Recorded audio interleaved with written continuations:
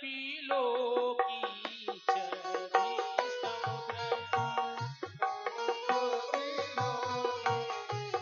क्या देखते हैं अक्रूर जी? दोनों भाई जल के अंदर विराजमान हैं।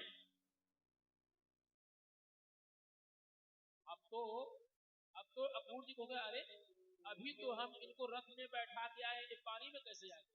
और फिर झट से जब ऊपर देखते हैं तो दोनों भाई रथ में विराजमान हैं। फिर वो आंख को जरा सा अपना साफ करते हैं, हो सकता है उम्र ज्यादा हो गई है, आंखों का दोष हो। और जब फिर डुबकी लगाते हैं, फिर कहां देखते हैं दोनों भाई यमुना के जल में विराजमान हैं।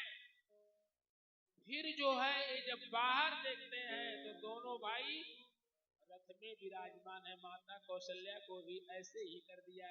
एक बार माता कौशल्या ने अपने नन्हे से राम को गीत झुगलिया तन पहिराई, खूब सुंदर सुंदर। जानते हैं ना 4 देवता कैसे प्रसन्न होते हैं? ध्यान से सुन लीजिए।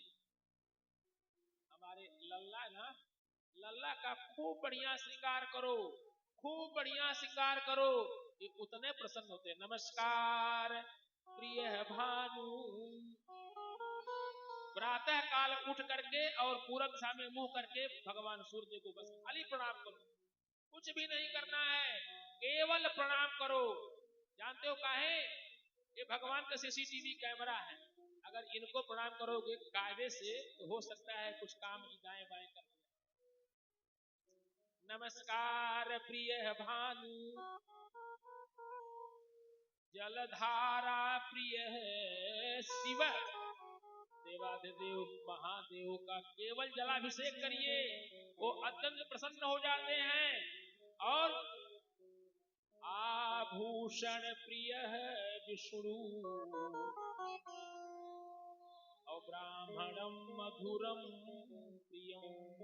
ब्राह्मण को खूब बढ़िया बढ़िया भोजन कराइए, कोई कटौती मत करिए, वो जो कहे वो खिलाइए। जानते हैं काहे? भगवान 2 तरह से अपना भोजन प्राप्त करते हैं, एक ब्राह्मणों के मुख से, ध्यान से सुनिए कथा, और एक अग्नि के मुख से। जैसे आप कहते हैं स्वाहा, अग्नि की पत्नी का नाम स्वाहा है, इसलिए जब ब्राह्मण कहते हैं आहा क्या सुंदर भोजन बना है, क्या दिव्य भोजन बना है, भगवान जो है ब्राह्मण के मुख से प्राप्त करके कहे बदे तने बीनू परस।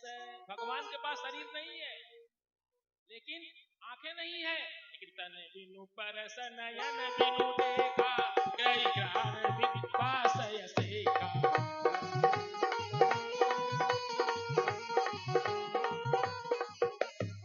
भगवान के पास नाक नहीं है, लेकिन सभी रसों का रसपान करते हैं। और मुख नहीं है, आनन रहित सकल रस भोगी, निर्वाणी भगता बड़ जोगी।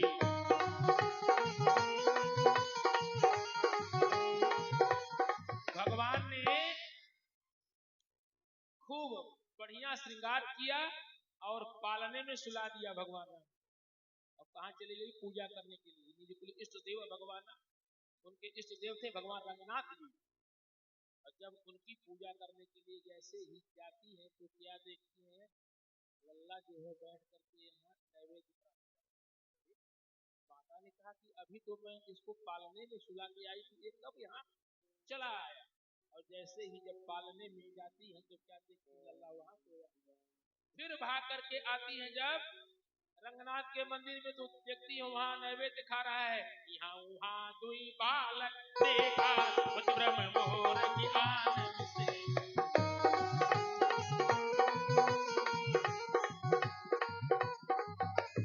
माता कौशल्या की बुद्धि चकरा गई। भगवान ने सोचा मैया तो अब तक कैसे खराबा मात ही नीचे। भगवान ने अपना विराट दर्शन कराया माता कौशल्या को।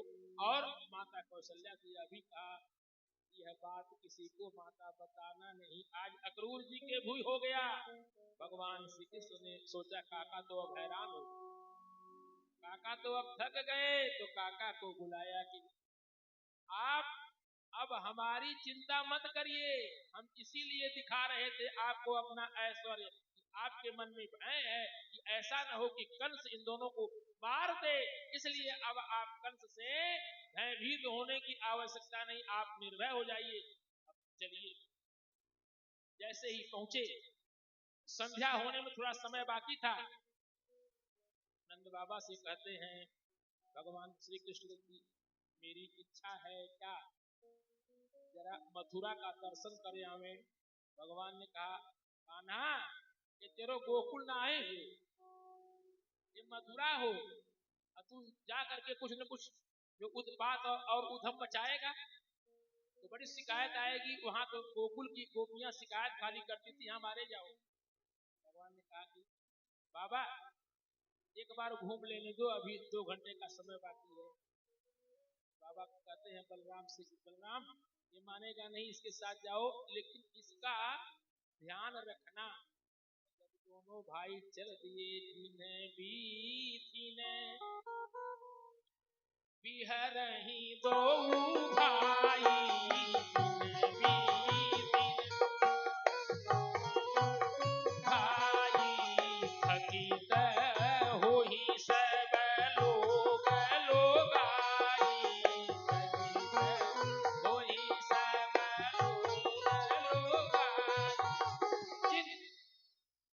मथुरा की जिन गलियों में, विधिन का मतलब होता है गलियां, जिन गलियों में भगवान बलराम और कृष्ण जाते हैं ना, उनकी सुंदरता को देख के लोग, अब जो नई नई पतोहू आई है, सास दुआरे पे कंडा लेके बैठी है कि घर के बाहर मत निकलना।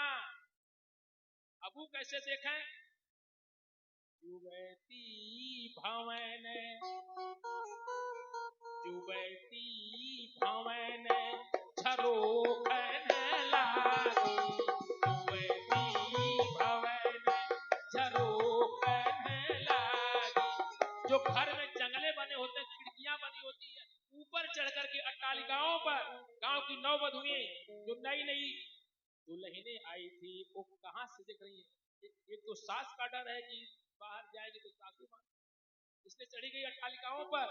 अट्टालिकाओं पर चढ़ करके जो घर में झरोखे लगे हुए हैं, उन झरोखों से देखती है भगवान कृष्ण और बलराम की सुंदरता को, दोनों भाई। और ऐसा करते हुए कहां पहुंच जाते हैं, जहां पर धनुष रखा हुआ है शंकर का, और उस शंकर के धनुष के रखवाले भी हैं। कहते हैं दोनों भाई, भैया क्या हम इस धनुष को छू लें? उन रखवालों ने मना किया कि तुम्हारा यह दुस्साहस। कहा भैया एक बार छू लेने दीजिए। और जैसे ही धनुष पे हाथ रखते हैं, भगवान शंकर को लगा कि भगवान हमारे सिर पे हाथ रख रहे हैं, भगवान अत्यंत प्रसन्न हो गए। इसके बाद कान्हा ने कहा भैया तनिक इसको उठा लूं क्या? लगे सब हंसने की, ये छोटा सा बालक 11 वर्ष का इस धनुष को उठाने के लिए बड़े योद्धा नहीं उठा पा रही, करा हम उठा ली क्या? लगे सब हंसने। कान्हा ने कहा भैया एक बार खाली हमको उठा लेना। और जैसे ही भगवान को तो कौतूहल किया, जैसे ही धनुष को उठाया, और उठाया ही नहीं, धनुष को तोड़ दिया। और जब धनुष को तोड़ दिया तो कंस को देवर्षि नारद ने बताया था कि जो धनुष को तोड़ेगा वो तुझको नहीं छोड़ेगा। और जब धनुष की आवाज वो कान में सुनता है, थर थर कांपने लगता है कि अब हमको तोड़ने वाला है, आ गया है। सुबह का समय होता है, प्रातःकालीन। लाला के साथ उनके बाल सखा भी, बाल सखा कहते हैं लाला तेरो ननिहाल हो, हम लोगों के कपड़े तो अच्छे नहीं हैं, तुम्हारे मामा और ये तुम्हारे ननिहाल वाले क्या समझेंगे, तुम्हारे मित्र कैसे। कहा कि कोई बात नहीं, चलो हम तुम लोगों को बढ़िया बढ़िया वस्त्र दिलवाते हैं। पहुंचते हैं धोबी घाट पर और कहते हैं मामा जी प्रणाम। वो बोलता है कौन, किसका मामा कौन? अरे कहा कि हम कंस के भांजे हैं, तो मथुरा में जितने भी लोग हैं वो हमारे मामा हैं। कहा कि भैया हम लोगों को कपड़ा दे दिए, जाओ जाओ, तुम जो ग्वालों के लिए कपड़ा थोड़ी है, ये तो कपड़ा राजकुमारों का है। भगवान एक थप्पड़ मारे हैं, और जब थप्पड़ मारे हैं एक गर्दन निकल गया। मित्रों से कहा कि जो जो कपड़ा तुम लोगों को चाहिए पहन लो। जब लोग इनमें तो लोग कपड़ा पहन करके चले ना, कितनी सी उरुआ बाजार की गलियां है ना, ये कपड़े कितने बड़े बड़े थे कि बाजार की गलियों को साफ करते हुए जा रहे हैं। लाला के मित्रों ने कहा कि कोई बढ़िया दर्जी मिल जाता अगर तो हम लोगों के नाप का कपड़ा बना देता। आगे जैसे ही पहुंचते हैं एक दर्जी के यहाँ जाते हैं, दर्जी तब तक यह सूचना दर्जी तक पहुंच गई थी कि ये मार दिए हैं धोबी को। वो अपना हाली हाली हाली अपने सभी कारीगरों को लगा दिया और बढ़िया बढ़िया सिस्टम बन गया। अब कहा लाला अब तो खूब बढ़िया जम गया, लेकिन एक कमी रह गई, माला एक हो जाती। आगे जब पहुंचते हैं तो सुदामा नाम का माली है, वो सबको बढ़िया बढ़िया माला पहनाता है। अब कहते हैं क्या, चंदन अगर हम लोगों के माथे पे लग जाता तो और सुंदर हो जाता। चल रहे हैं मुख्य मार्ग से मथुरा के, और उधर से कौन आ रही है, उधर से आ रही है त्रिविक्रमा। वो 3 जगह से और जिसका नाम है, आप लोग जानते हैं, वो कुबड़ी है।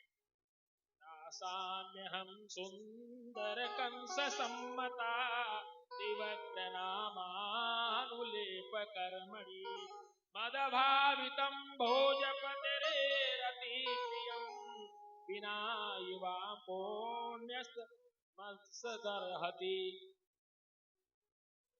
कुब्जाया, एक कुब्जा है, कुब्जा है और 3 जगह से कुब्जा मिल गई और हाथ इसके चंदन का खूब बढ़िया सुवासित। और जैसे ही उसकी गंध आई, भगवान के मित्रों ने कहा एक बड़ी सुगंधित चंदन की, और तब तक इतनी विक्रमा दिखाई पड़ी, चलिए इसी से लगवा लेते हैं। और जैसे ही जब कुब्जा से भगवान का साक्षात्कार होता है तो कहते हैं सुंदरी आओ। जैसे ही कहा कि सुंदरी आओ, अब कोई स्त्री कुरूप हो और उसको कोई कहे सुंदरी आओ तो नाराज हो जाए, तो क्या बिगड़ गई, तुम्हारा इतना दुस्साहस, तुम मुझको सुंदरी कह रहे हो। भगवान भगवान केवल आधे गाल मुस्कुराते, और उसी आधे गाल के मुस्कान में तो त्रैलोक को प्रसन्न कर देते हैं। और जैसे ही भगवान मुस्कुराए, भगवान ने कहा कुब्जा तुम तन से तो सुंदर नहीं हो, लेकिन तुम मन से सुंदर हो। तेरे मैल मन सोई जन मोहि पावा, तेरे मैल जन मोहि पावा, मोहि कपट छल छीदन भावा, मोहि कपट छल छीदन भावा। आज कुब्जा कहती है कि मैं महाराज कंस की परम सेविका हूँ, क्योंकि वह चंदन का लेप तो मुझसे ही लगवाते, लेकिन आज यह चंदन का लेप कंस को नहीं लगेगा, ये चंदन का लेप आज तुमको लगेगा लल्ला। और जैसे ही चंदन का लेप भगवान श्री कृष्ण बलराम के साथ उनके सभी सखाओं को लगाई, तो बलराम ने कहा भैया इसको कुछ दोगे नहीं। भगवान ने कहा देंगे इसको। और भगवान ने क्या किया, एक पैर के पंजे से उसके पैर को दबाया और हाथ से उसके ठुड्डी को पकड़ा और उठा दिया। परम सर्वांग सुंदर हो गई। बोलिए भगवान श्री कृष्ण महाराज की जय। कुब्जा कुब्जाया किम तत् रूपमधिकम। कुब्जा कहाँ से करी थी, लेकिन भगवान ने उसको सुंदर बना दिया।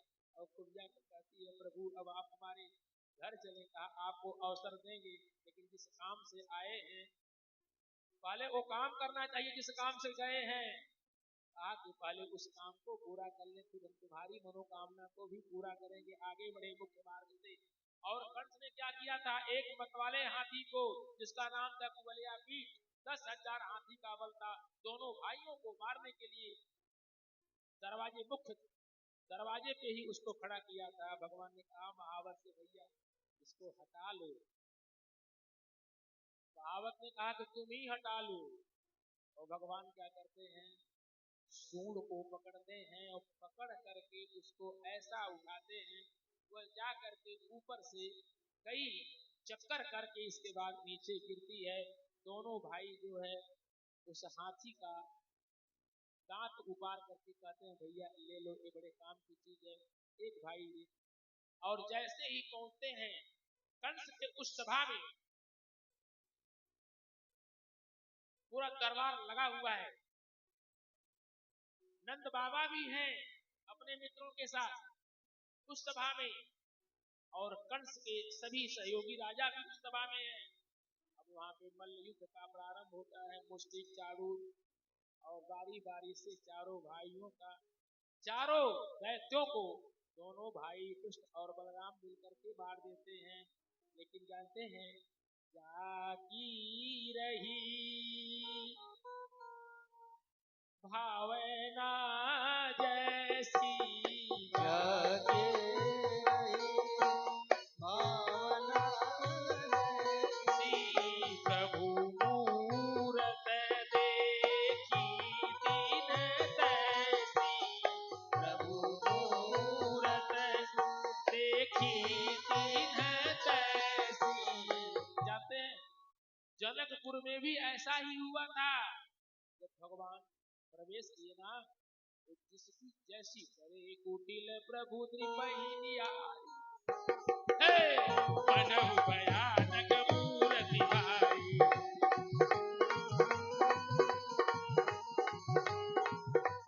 रहे असुर छल छोड़ि पवेशा, दिन प्रभु प्रगट काल सम देखा।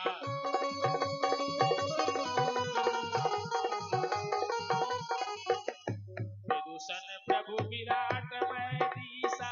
देखिए जैसे जनकपुर में जो दृश्य आरंभ हुआ, ठीक वही दृश्य आ गया मथुरा। जितने भी लोग बैठे थे ना,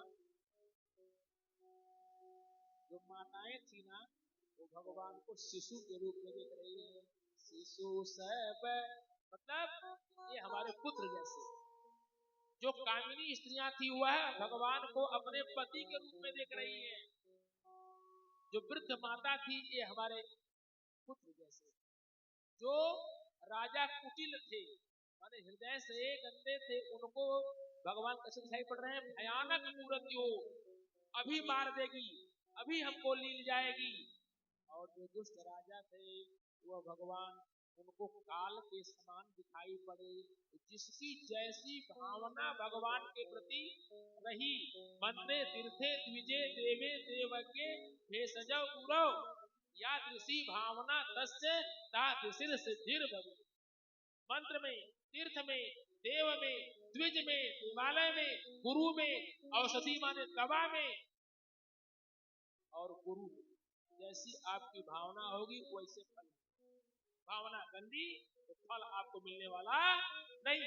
चाहे दवाई 1 लाख हो, कोई लाभ, और नहीं तो 1 रुपया का टैबलेट दे देंगे और आपको 1 लाख रुपए के बराबर वो काम करेगा, यदि आपकी भावना शुद्ध है उस दवा और उस दवा देने वाले के प्रति। बोलिए सियावर रामचंद्र की जय। जाकी रही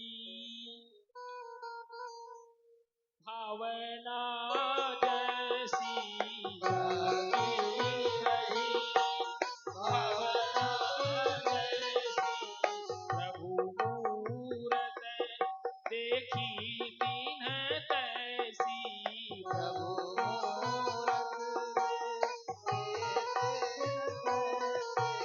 महाराज कंस कहाँ बैठा हुआ है? 26 सीढ़ी ऊपर बैठा हुआ है, और भगवान श्री कृष्ण नीचे हैं। वो क्या, जब चारों पहलवानों को इन दोनों भाइयों ने बारी बारी से पार दिया, तब यह कहता है दोनों को पकड़ लो। और जैसे ही पकड़ने के लिए लोग आगे बढ़ते हैं, भगवान कहाँ चले गए? 26 सीढ़ी कब डाक गए? क्योंकि बिनु पग चलई सुनई बिनु काना करई कर्म करई विधिना।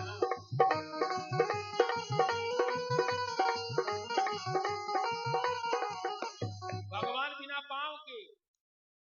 बिना पांव के क्षण मात्र में ही पहुंच गए कहा? कंस के पास। और जैसे ही कंस ने देखा, कंस ने तलवार निकाल लिया। भगवान ने कहा मामा बहुत दिन से मैं प्रतीक्षा कर रहा था, आज ये समय आ गया है। अब कंस जो है हमारे विकलता में कंस जो है वह यहाँ वहाँ तलवार मारता है, लेकिन भगवान तो अदृश्य है। भगवान का कहीं कोई शरीर है क्या? तन बिनु परस नयन बिनु देखा, जय जान बिनु वासर से।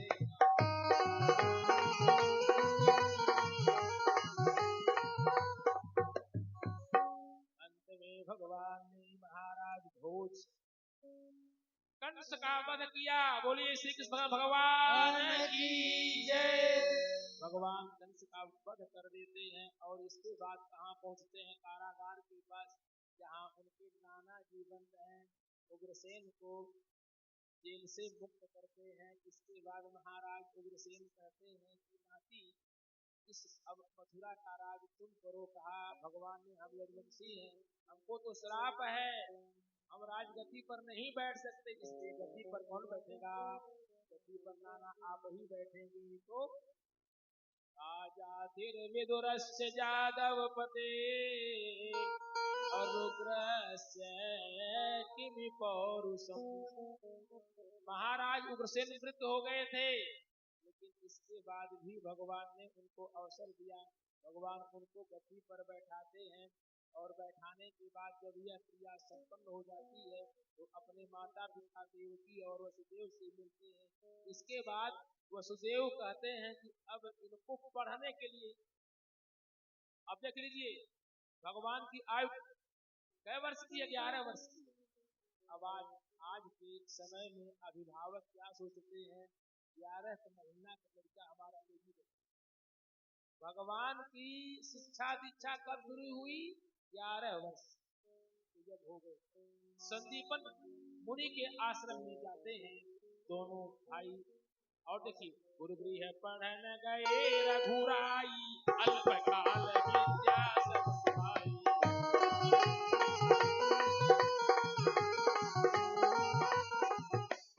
जाकी सहज श्वास श्रुति चारी, सो हरि पढ़ यह कौतुक भारी।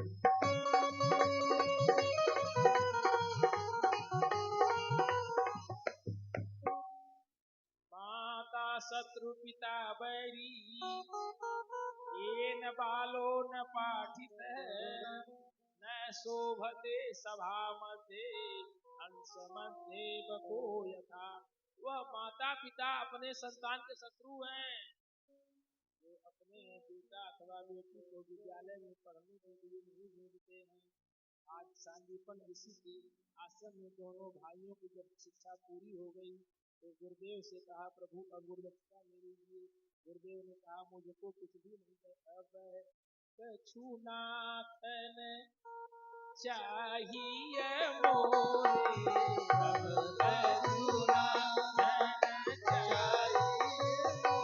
अब हमें कुछ भी नहीं चाहिए, मेरी सारी कामना समाप्त हो गई है। हाँ, तुम्हारी गुरु माता है, उनसे पूछ लो, अगर कुछ उनकी इच्छा हो तो वो बता देंगे। जाते हैं गुरु माता के पास, माता रोने लगती, कहती है मेरे पास एक बालक है और वो मर गया, समुद्र में डूब के मर गया। लेकिन तुम दोनों भाई जब से इस आश्रम में आए थे, मैं अपने पुत्र का गम भूल गई। अब तुम लोग आज जाने के लिए कह रहे हो, अब मैं कैसे रहूं?